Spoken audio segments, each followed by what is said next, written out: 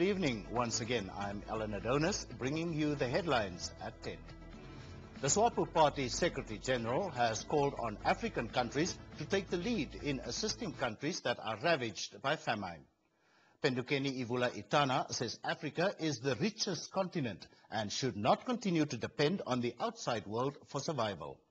She was speaking at the official opening of a meeting of the Secretaries General of the former liberation movements in Windhoek today.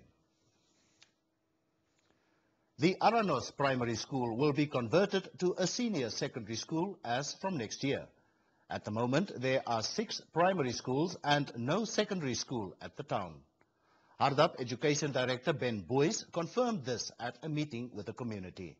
However, some community members from Witvlei and the other nearby villages opposed the move, saying they would be forced to go through the hustle of finding places for their children in other schools. In business news, President Hifikepunye Pohamba says Namibia will resume cement exports to Angola soon.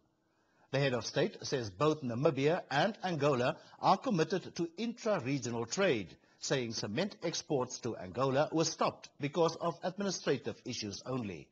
The outgoing SADC chairman pointed out that the incident should not affect trade relations between the two countries. In international news, the Libyan government has accused NATO of killing dozens of civilians in an attack on a village in western Libya. Colonel Muammar Gaddafi's administration says NATO bombed Majar south of the city of Zlitan on Monday to allow rebel fighters to enter the area. Officials say 85 civilians were killed, but NATO says the target was a military one, with civilian deaths being unlikely. And finally, in sport news, the Namibia rugby squad to this year's World Cup in New Zealand is expected to be announced next week. The announcement of the 30 players to represent the country at the month-long competition has been delayed by injuries to some key players.